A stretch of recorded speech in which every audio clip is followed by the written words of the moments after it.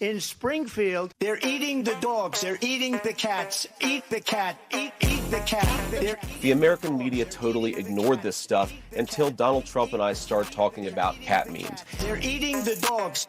I have to create stories. Eat the cat. You just said that this is a story that you've created. Eat the cat.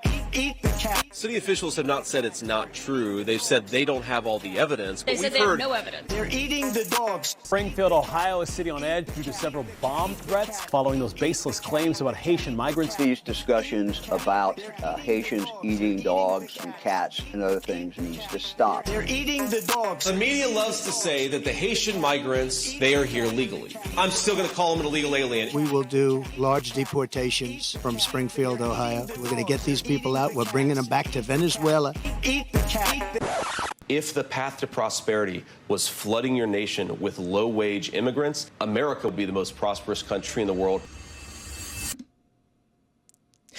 Did I miss anything while I was gone? No, you didn't. Actually. Oh, all right. No. Good. I'm glad it's been an uneventful hiatus while I've been off working. My new documentary, From Russia with Lev, premieres tonight on MSNBC at 9 p.m. from executive producer Rachel Maddow. Be sure to check that out. And, man, there's so much to talk about. I don't even know where to begin. But I certainly feel a particular responsibility being from Miami, living adjacent to Little Haiti for a lot of the time that I've lived in Miami, in the North Miami neighborhood, home to one of the largest Haitian population outside of Haiti, a nation in a almost perpetual state of humanitarian crisis.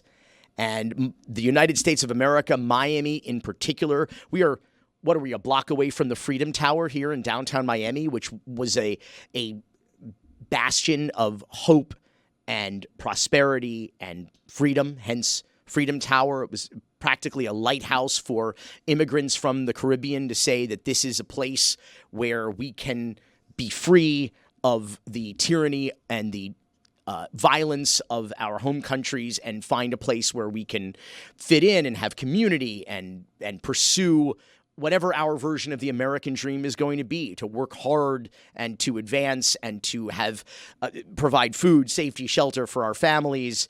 And we're having a very different conversation in this country this week. Roy, Donald Trump thinks you're Haitian. What is your favorite flavor cat?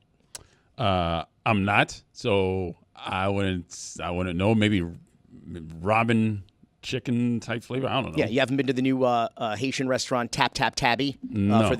for the Siamese griot. Yeah, I wouldn't know. See, let me say this about this is that let me check my privilege for a moment. It is very easy as a white man in America to have laughs at this because it is absurd. Not only the conspiracy theory and the lie, but the manner in which the former president and possibly future president of the United States blurted this out like a lunatic in the middle of an internationally televised presidential debate of only the two people who our country has nominated to be the next commander-in-chief. The one thing I do agree with Trump on that he said that was factual at that debate is that people around the world are watching this and laughing at us. That's probably true, and not for the reason that he thinks, okay? He's got to look in the mirror to find that reason. But the point is that this is not just, as the media calls it, misinformation, baseless claims, false accusations. We just call them good old-fashioned lies, okay? And this was, in fact, a rumor started by a neo-Nazi group. I'm not casting aspersions on them. They are proud self-proclaimed white supremacists who marched weeks earlier in Springfield under a swastika. Okay, so this is not me casting aspersions on them. And this is the former and possibly future president of the United States perpetuating lies and conspiracy theories from a neo-Nazi group. And this racist hate speech has consequences. And those stakes are life and death. The targeting of a minority group, over 33 bomb threats, schools being shut down, the Republican governor and Trump supporter, DeWine, coming out and saying, please stop. This is bullshit. A Division III football team had to cancel an away game, the Wittenberg Tigers. And the mayor has asked them not to come. He's coming anyway. It's just, it's funny, but it's not funny. And joining us now, Florida lawmaker Dotie Joseph. She was born in Haiti. She has been in the United States since about 1982, in South Florida specifically. She was first elected to the Florida House in 2018, at the time of which I was a proud constituent of hers, and she has been reelected every 2 years since. Representative Joseph, welcome to the program. I mean, I know that you've probably been you've been a bit of a go-to lawmaker on this issue for obvious reasons, but I just want to ask you, are you okay? Like, how do you feel about this? How does Miami, Florida is home to the largest Haitian diaspora in the entire country, or the entire world, probably outside of Haiti. You have 500,000 Haitians in Florida, 300,000 in Miami. I've never had a concern about pets going missing. Like, how are you feeling? How are your constituents feeling being targeted by the former most powerful man in the world? I have to start off with a deep breath. First of all, thank you for having me on the program. I will say this. I'll answer the question for me personally, but then I'll answer the question in terms of the community. Because you said it earlier, like, it's not funny. At the end of the day, we can try to make jokes about it and the memes and all of that stuff, but it's not funny, because what we realize is that Trump and his sidekick, this con man duo, is basically targeting us, the Haitian community, for two reasons. Number one, because we're immigrants, and then number two, because we're Black. So it's like a 2-for-1. When you're racist and xenophobic, those are easy targets. That being said, we know why they're doing it. So this is, I want people to be clear about what this actually is. This is actually their attempt to scapegoat an immigrant community, a hardworking immigrant community, because of their policy failures. What am I talking about? Springfield is a microcosm of issues happening all around these United States. So specifically, we're talking about the affordable housing crisis. We hear about rising rents there. I'm in communication with people on the ground. I have a pastor from my area who we regularly travel to different areas where there are issues within the Haitian American community, whether it was in the border, at Texas, to support the community there when there was some stuff going on, and same thing in Ohio. And from my conversations with people on the ground, helping with the community there, as well as with the local NAACP and other organizations that are supporting, we're identifying what the issues are, because some lawmakers, both Democrat and Republican, are actually interested in fixing issues. But what this country is suffering from right now is this, I want to say this phenomenon within the political discourse, where people are not interested in actually fixing problems and actual governance, and they just want to play political football with people's lives. And this is no exception. Within the Republican Party right now, there's basically a civil war. You have some of the more conservatives, a la Reagan, who was the last president to actually pass some kind of immigration reform. And in the past, we had Cuban immigrants and Haitian immigrants working together with federal legislation to address real needs here in Florida. But what we've seen right now is a takeover of the Freedom Caucus within the Republican Party, led by our own governor here, and folks like Trump and a whole bunch of others who tout theories like the Great Replacement theory. The reason that's relevant is that's why they have this animus towards immigrant populations in general. And make no mistake, they might have talked about Haitians. Today it's Haitians, before it was Mexicans, before it's Venezuelans, sometimes it's Cubans. It really just depends on what kind of day, because at the end of the day, they don't see a difference between Black and brown communities. They just otherize them. And I want people to understand that while this particular community seems to be the one that was singled out, they are attacking all immigrant communities. This former president said he's going to deport Haitians to Venezuela, right? There's no connection between the two, but that just shows how ignorant he is about anything related to Black and brown people. Now imagine this person was in charge of our foreign policy when he was here the last time. And make no mistake, his policy threats are real. He's talking about doing mass deportations, not just to Haitians, but all immigrant people. He's talking about denationalizing people of their citizenship. These are things that are very real threats to the entire immigrant community.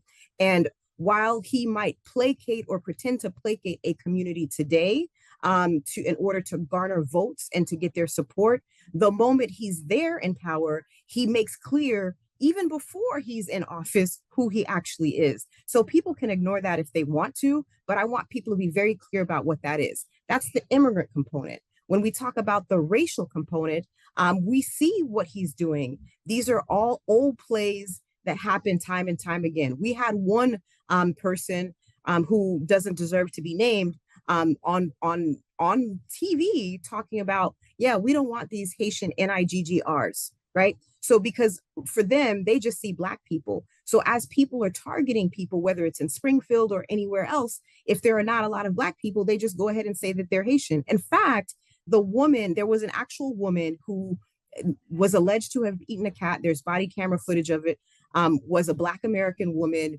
who is from Ohio, has no immigrant connections. Now, am I saying this to say that Black people eat? No, that's ridiculous. This woman had a mental health crisis, and that's what's going on. But the same way when the police stops you, they don't stop to ask you what country you came from. If you're Black, you're going to experience this country in a way that other people don't. That is a reality. That is a fact. So as we head into this election cycle, I want people to be very clear about what the options are. And I'm not here to advocate for one party or another, because for me, at the end of the day, it's not about your political party. It's about who you're fighting for and who you're fighting against. Are you helping people or are you hurting people? And the former president and his sidekick have made it very clear that they don't actually care about people. This community has been under over 30 bomb threats between their schools, their hospitals, and their government buildings, plus colleges that have had to shut down or be on lockdown or all kinds of things. And this is happening not just in Springfield, but all around the country. And I want people to know this because that community, in a bipartisan way, have repudiated the rhetoric. They have discounted the lies, and every legitimate media outlet has made it clear that this is lies. So it's not even about what the lie is or isn't. It's about this tactic that they're trying to make people fight against each other and stir division because they have no real policy solutions. Rep. Joseph, I want to care about poor people. I want to ask. I want to fact check some of this though. Please. We've had the sidekick, as you referred to him, J.D. Vance, who looks like a Chucky doll with a fake beard on. What he has said basically admits to making it up. Number one, admits to making it up proudly because it got the conversation started about them being liars and racists, I suppose. But he said he understands that under the law, these are legal immigrants, but he's going to keep calling them illegal aliens, which is the exact opposite. Saying that something or someone that is legal is illegal is the opposite of the truth. It is a lie. It is through the looking glass. White is black, black is white. We're all upside down. Like, what the hell? So what do you make of, oh, yes, I know they're legal, but I'm going to keep calling them illegal? All right. So somebody who has a front row seat to the political games played by this particular element of the Republican Party, I will tell you, they don't care about the truth. They don't care about solutions. They don't care any of that because when they're talking about illegals, now I'm talking about not just the politicians, but radical right-wing organizations have funded anti-immigrant messaging to push words like illegals and border crisis to the tune of $11 to $14 million. And the reason they're doing that is they're trying to vilify people and to cause confusion. And they don't care if people are actually legal or illegal, because for them, they're still in the other. It doesn't matter where you come from. They see you as not a white Anglo-Saxon Protestant. So if you do not fit into that mold with money, so let me even be clear. So that's part of the division that they're trying to make, is to, pit it against black and white, but they don't even actually care about black or white people, because the economic issues that we're all experiencing, whether it's a community in economic decline that has literally been revitalized by the presence of this Haitian, Mexican, and other people in that community that have literally brought it back to life, from filling jobs that people wouldn't fill, to starting new businesses in the area. and a whole host of other things that have brought this community back to life. They don't care about those actual contributions. They don't care about the actual role that immigrants play, whether it's those who are literally dying, building bridges in Maryland or other places here, dying of heat stroke in South Florida. They don't care about the actual people. They just care. This faction just cares about playing political games and scoring cheap political points. So to support what you're saying, they absolutely don't care if the people are legal or not, because they want to other them. They want to vilify them because that's the only card they have to play. They don't have any substance to stand on. You heard them during the last debate asking about things like healthcare, something that impacts all Americans, unless you're super rich and can just hop on your private jet and see whatever specialist you want. Everybody else has to pay attention to that. But they don't care about the needs of everybody else, but they want people pitted against each other so they can distract you from the fact that the only color they care about is green. You've already answered my next question, which was about the actual influx of Haitian immigrants in and around Springfield, which was welcomed, which was essential, which has helped to revitalize the community. Obviously, infrastructure issues come along with that have to be addressed by a local government, but they were welcomed with open hearts and open arms and have helped to revitalize this city economically. I mean, it's just immigrants built this country. They continue to support it and drive the economy of the most prosperous nation in the world. And I don't want to, there's no group of people anywhere that you can paint with the same brush, that is a monolith. You can't say, oh, all Haitians are this, or all Jews are that, or all white people are this. But if you want to generalize people, I can just as easily generalize, as a native Floridian and lifelong Miamian, spent my entire life in the largest Haitian diaspora outside of Haiti in the world. My impression of the Haitian people, which is, again, totally inappropriate, but hardworking, decent, peaceful, loving people who have been an essential part of our community in South Florida for the entirety of my life. So if we're just going to generalize people and what they're like, I can just as easily, anecdotally, in my experience, and I have much more experience than even Donald Trump does, who knows more about anything and everything than anybody else does. Tremendous. I want to play this clip for you before we go in our last minute, because Donald Trump is immune to the truth, to facts. And I think there was a really interesting thing unrelated to this issue, but he was talking about the debate that he had with Vice President Kamala Harris and the fact that the moderators were fact-checking him but not her. And he makes a very interesting observation about the audience at that debate. That's a fine. Didn't correct her once, and they corrected me everything I said practically, and I think 9 times or 11 times. And the audience was absolutely, they went crazy. And the real, I thought it was, I walked off, I said, that was a great debate. I loved it. You got a lot of people watching. I guess we had 75 million people watching, something like that. And you have to do well. You can't do badly. Let's forget the fact that he's completely delusional, of course, that he's trying to spin that he won the debate, because the people who live in this news silo only hear in this echo chamber, he won. But I think we buried the lead a little bit. He said the audience went crazy. There was no audience for the debate. There was no live audience. Correct. It was part of the agreement in the debate. Even Joe Biden doesn't think there was a live audience in his last debate with Donald Trump. What are we talking? Is it that he is such a pathological liar? Is it that there's some kind of cognitive decline? Whatever. I'm not a psychologist, neither are you. But what is going on? He's just incapable of telling the truth. He's just constantly making stuff up in the moment that, like, he doesn't know it. Is it on purpose? Is it by is he just, in the words of Nikki Haley earlier this year, she said the first party that retires its 80-year-old candidate will win this election. Is he just losing it? Like, what do you make of the audience went crazy, and is he hearing people or seeing people that aren't there? That's a significant concern if he's going to be commander in chief. What are we like? What is happening here, Representative Joseph? I think multiple things are happening. I think he's a lying sociopath. I think sometimes he even convinces himself of the lies that he tells. As it pertains to the audience, he's just used So I'm sure we've all heard of these snake oil people. They just make stuff up. It sounds good. They just say it. They don't actually take the time. So two things are going on. Sometimes they don't actually take the time to ascertain if it's true or not, because they're just trying to big themselves up. They're slick talkers. They're con men. We all know con men. That's how con men are. They don't care about what the actual truth is. As long as it sounds nice and it sounds like something they should say, they say it. So that's one element, because he is the quintessential con man. In addition to that, you also have the reality that some of this stuff is intentional. And when I say that, it could be the fact that his family has ties to the KKK.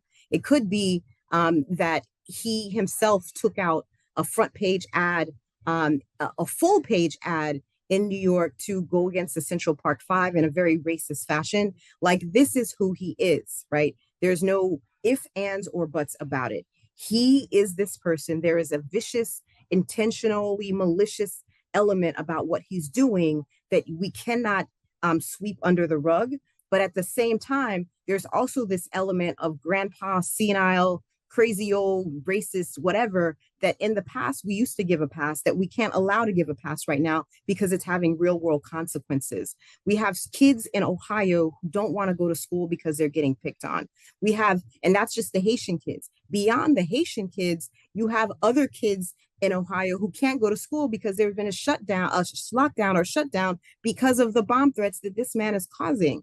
So to have somebody as irresponsible as that and reckless and just incendiary as that, what it does is it emboldens the worst of us. It emboldens the white nationalist terrorists to come out. It emboldens the people who will do the harm. It emboldens people who will march on the Capitol and say, we want to hang Mike Pence, because for them, it's not about Democrat or Republican. They just have this really nasty bent about them that comes out and is empowered and emboldened by people like the former president. So we need to entirely, I want this to be the hill that their political careers die on, because this is the first time, maybe the second, that they're getting some significant pushback on their anti-immigrant rhetoric.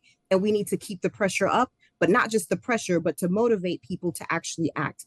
We don't have time for people to sit on the sidelines. Between Project 20 to 25 and Agenda 47, which he is claiming as part of his, look on his own website. Look at what he's telling people to do, particularly for the South Florida community. We do not have time to be caught up in other divisions right now, because he's coming for all immigrants. He's coming for all Black people. He's coming for anybody who actually cares about fighting for consumer rights. He's coming to make sure that you have to pay for your hurricane updates. I mean, like, literally, he's coming for everybody except for the super rich who have money to buy and pay him off, him and his sidekick, who's basically representing private equity firms. Some private equity firms may not be that bad, but the ones that are supporting them are hardcore, not for the people. Period. Full stop. The moral of today's story is the moral of every day's story. Vote. Please vote like your life depends on it, because it actually does. Florida State Rep Dotie Joseph. Find her on the app formerly known as Twitter, at Rep Dotie Joseph. Thanks so much for being here. Let's do this again. Thank you. Please don't find me on Twitter. I do not want to support anything associated with Elon Musk. Hit me up on Instagram, even though I got issues there too. Just Dotie Joseph. Thank you, everybody. You're not going to enter our contest to win a Cybertruck, or what? No, I'm good. What do they call? They call them Deplorians. Oh my God! Thank you. This show is all about the truth, Roy, and this episode is dedicated entirely to lies and the continuing lies of the man who was our commander-in-chief and could conceivably be our commander-in-chief once again. Vote. Don't get too excited, Roy. But there is always a Miami connection. And Laura Loomer has been in the news a lot lately. We've talked about her on this show before when she was down here. Remember, she was downtown confronting Ron DeSantis and heckling him during the Republican primary. And she went to Barry University. I don't know if you know this, in Miami. Yes. She was kicked out of Barry University. Do you have any idea what it takes to get kicked out of Barry University? I mean, when you create like posts about a club about ISIS, a pro-ISIS club. I mean, usually that happens. So this was like a Project Veritas like stunt that she did. She wanted to start a pro-ISIS group, and the administration, so as to not alienate anyone, to try to be as inclusive as possible, said, you're welcome to start the group. I mean, if you'd like. She broke Florida law, allegedly, in secretly recording them and releasing those recordings, was eventually sued for it, I believe, by a professor. And by the way, she starts the club. Nobody joined the club. So if she was why would you want to be pro-ISIS? Well, what I'm saying, though, is that if she was trying to prove that, like, these universities are bastions for liberal indoctrination and, leftists and pro-terrorist students and professors, she did a very good job proving the exact opposite. In the wise words of the Miami poet DJ Khaled, you played yourself. And Laura Loomer has been the subject of a lot of speculation and conversation, including in the Bulwark. I'm very excited to be joined by Sam Stein, the new managing editor of the Bulwark, one of the best political news sites on the internet. Most recently, their debate coverage has been absolutely sensational. Just the sourcing and the voices of the journalists is just so, it's stressful, but also incredibly fun to read. The Caputo post-mortem on the debate, Trump blew it, cat scratch fever on the debate stage, an absolutely amazing and sensational. I mean, Mark Caputo has always been one of the best sourced journalists in the Trump campaign, and that continues to be true. Oh my God, Tim Miller's Inside Trump's Spin Room from Hell is one of the funniest bits of first-person gonzo journalism, taking you inside the belly of that beast post. I mean, just absolutely outstanding work.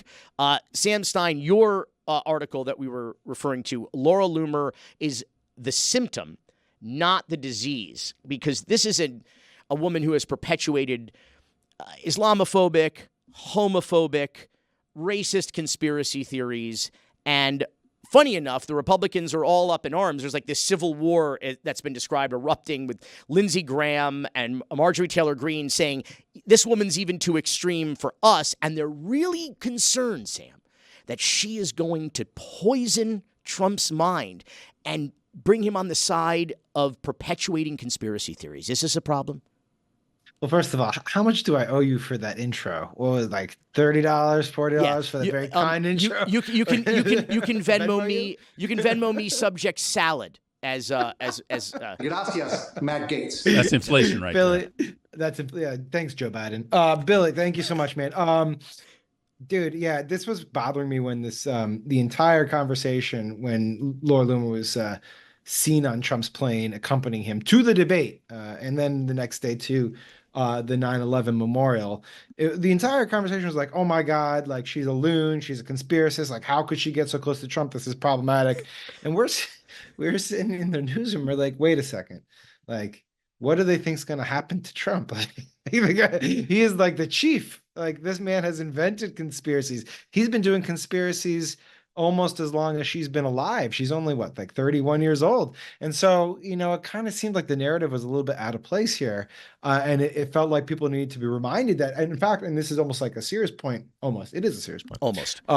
She was groomed, her upbringing politically, her formative political years were during Trump, right? Trump started spreading, we calculated, Trump started the birther stuff when she was 17 or 18. So when she just was plugging into politics is when he was coming online politically. And I think that's the real story here, is that people like Loomer have been bred in this. They realize that this is the pathway to success politically in the Republican Party. And of course, she's taken under Trump's wing because she's just echoed the style that he's perfected. Yeah, it's sort of the old snake swallowing the snake, swallowing the snake. Right. She is a product of him. It's not, shouldn't be concerned about her influence on him. It was the other way around. Yeah, and Lindsey Graham's out there being like, oh, no, she can't get too close. This might poison his mind and might damn. What are you talking about, man? There's a litany of Trump wild conspiracy. Trump put Lindsey Graham's cell phone number. He broadcast it to the world. Does Lindsey think Trump needs any push to be more insane? It didn't make sense to us. In the immortal words of Senator Lindsey Graham, Trump is a fucking idiot. I do want to say there certainly was a level of insult to injury. As you mentioned, she was flying on Trump Force One to the 9/11 memorial on the anniversary of 9/11. This woman is a so-called 9/11 truther. I use the term truth very loosely there, but she has spread conspiracy theories about 9/11 being an inside job, and there she is alongside the former president of the United States on what is American holy ground. Yeah, and I thought this was kind of this shows the degree to which minds can get warped, right? Like, because she made her name being an Islamophobe, right? She's been an outright, vehement critic of Islam, and in a fairly sort of racist way too. And then at the same time, recently she's kind of dabbled in this idea of 9/11 conspiracies, that it might have all been an inside job. And when your brain kind of just believes everything you see on the internet and you're willing to go down any rabbit hole, you can hold those two things and say, they're consistent. But obviously for the outside world, they're not. And then for the outside world also, watching her be there with Trump at 9/11 at Ground Zero was just an affront, right? Like this is, for many, many people still, however many years later, it's incredibly sore spot, and just being so callous to have her accompany you is just a step too far. Sam, in your story in the Bulwark, you list, I think, about almost 24 examples of Trump perpetuating conspiracy theories long before, above and beyond this connection to Laura Loomer. My question is, can we do a top 5 of your top 5 of Donald Trump's best, worst conspiracy theories? Oh, absolutely. It was difficult to choose 5. Yeah. I mean, all right. Well, let's give you the rules here, start? Sam. Yeah. What are the rules? We start with number 5. Okay. We count backwards. Oh, but yeah, for those of us who are products of the Miami-Dade County public school system, that's a little bit. It's hard enough to count up than it is to count down, but we have to just let everybody know it is a countdown to number 1. This is tricky, especially since there's a fire alarm going off, distracting me. I might get this backwards. This is a multi-million-dollar media company. I'll have you know, Sam. If I land this plane, I feel like I deserve some sort This of. This is DraftKings. This is Peacock. All right, we're not screwing around here, Sam. All right, number 5. I chose him openly musing that Weather Underground member Bill Ayers, as you probably famously remember him in the 2008 campaign. He suggested that Bill Ayers actually wrote Barack Obama's memoir, as if Bill Ayers is just sitting there being like, you know what I'm going to do? I'm going to write this guy who just graduated from Harvard Law, who knows what he's going to be. I'm going to write that guy's memoir. I thought that was an interesting conspiracy. Clearly, Trump's got some weird ideas about how books are written. Well, so you have to know that Bill Ayers didn't write it because the book didn't bomb. Oh. Too soon? Too soon? I thought the book was explosive. I don't know. So maybe he did write it. I don't know. Oh. You can keep going. Two in a row. Oh yeah, I got more Florida dad jokes where that came from. All right. Well, let me get this out of the way now. All right, thank you. 3 in a row. Sam, number 4. All right, number 4. Trump said that fears about asbestos were actually a conspiracy designed to line the pockets of asbestos cleanup companies that were run by the mob. That one I liked because I just felt like it kind of got at how he thinks of things, like from a business perspective, that it's like something he would have done, right? Like, and so he imparts it on someone else. I think it's funny that you think he thinks of things. He thinks of things in that way. It's all transactional. He probably has done that. Okay, number 3. This is just a classic, so you got to put in 3. I had to get in. He has raised the idea that Marco Rubio, Ted Cruz, Nikki Haley, Kamala Harris, and of course Barack Obama all have been ineligible to run for president because of the places where their parents were born and the fact that maybe they were not U.S. citizens at the time. So not just birther conspiracy, singular, multiple birther conspiracy theories from Trump. Number 2, this is a classic too, but this always cracks me up. He believes that noise from windmills cause cancer. Science, I guess science is not quite definitive on that one yet. And then number 1, this one really got to me because, he questioned the authenticity of the Access Hollywood tape. The reason this one was funny to me is because he had already apologized for it. Then he was like, you know what? Maybe that wasn't me. And so that was my number 1 conspiracy. It's exhausting, Sam. I'm sorry. I'm just like, I know. I went from It's a little enthusiastic about this to just like To just absolutely drain. despondent. Yeah, to just huddled in the corner in the fetal position, just like. Well, it's true. It's like very exhausting to keep track of this stuff, and then as soon as you try to track down the truth on one, another one pops up. Yeah, I mean, you didn't even do like Why, what was your favorite one? global like climate change is a Chinese hoax. Okay, you know what I'm gonna do? I'm gonna do my own top 3. I'm going to do my own top 3 and an OLI. All right, because you already did the birtherism, which I think is one among his original sins, because that's, I mean, so toxic, trying to render a legitimate elected president of the United States illegitimate by spreading a toxic lie. But that is that is Donald Trump's brand. So here we go. Number 3, so it's going to be a top 3, is Ted Cruz's father might have had something to do with the assassination of John F. Kennedy. His father was with Lee Harvey Oswald prior to Oswald's being, shot. I mean, the whole thing is ridiculous. What is this right prior to his being shot? And nobody even brings it up. I mean, they don't even talk about that. That was reported, and nobody talks about it. But I think it's horrible. At the risk of sounding like Maury, the lie detector test shows that was a lie. That was a National Enquirer story, by the way, the publisher of which has testified multiple times to his involvement in the catch and kill of Stormy Daniels, sort of colluding with Donald Trump on these various stories to perpetuate some of this bullshit, but a total lie. Number 2, another 9/11 lie. Jesus, really? I watched when the World Trade Center came tumbling down. And I watched in Jersey City, New Jersey, where thousands and thousands of people were cheering as that building was coming down. Thousands of people were cheering. So something's going on. We got to find out what it is. Thousands of people in Jersey, they were so excited. They're coming all over the place. Okay, a lie.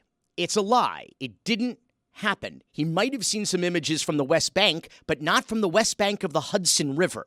It simply didn't happen. And it helped feed Islamophobic conspiracy theories that led to a lot of hurt and pain and discrimination against Muslims in the United States and all over the world.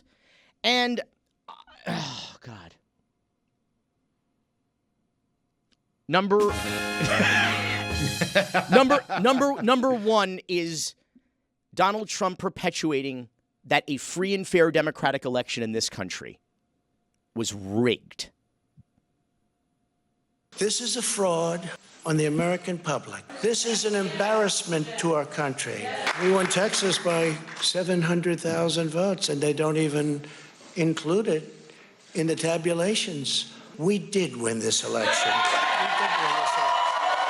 Ballots are indiscriminately pouring in from all over the country. Tens of millions of ballots. Where are they coming from? They're coming all over the place. Where illegal aliens and dead people are voting.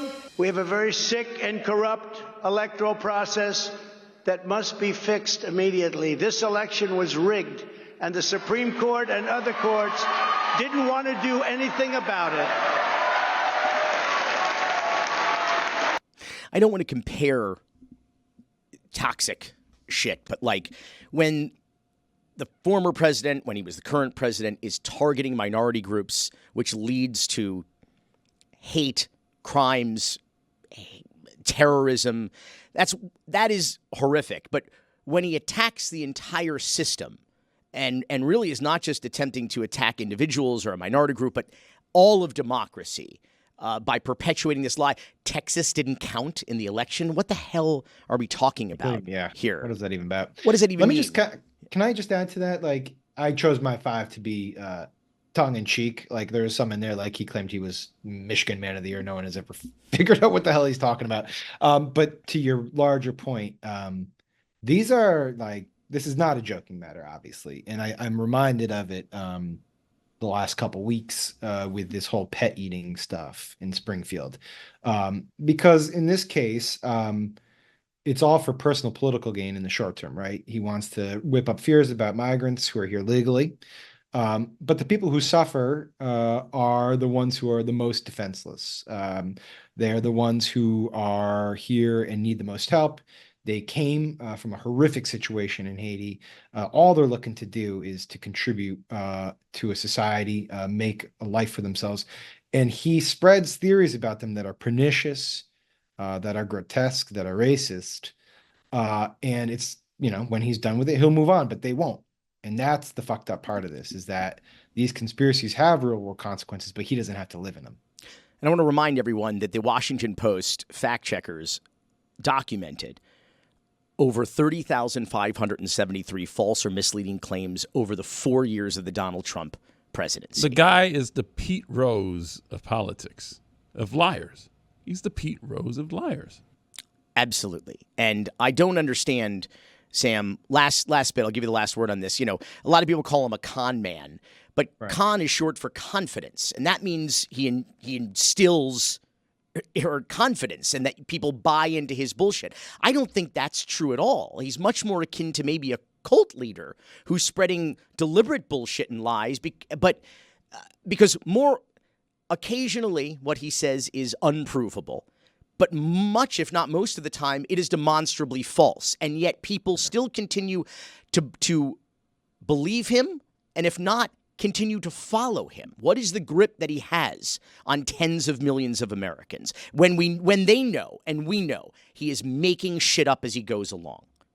Yeah, that's like the sort of existential question, is like, what constitutes the appeal here? Like, is it fear that he instills? Is it confidence that he instills? Is this sort of this patriarchal idea that he will solve their problems?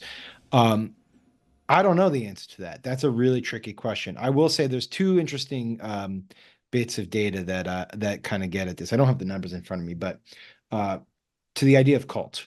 In 2016, I remember this vividly. There was a poll that had they looked at white evangelical support for Trump.